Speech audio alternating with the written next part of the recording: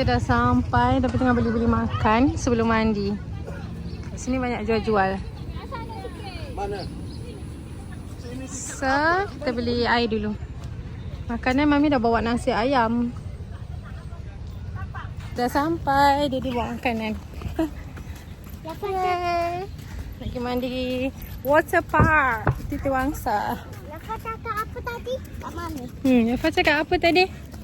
Dia cerita dia pernah datang dengan Mama Wani juga kat sini. Dia tak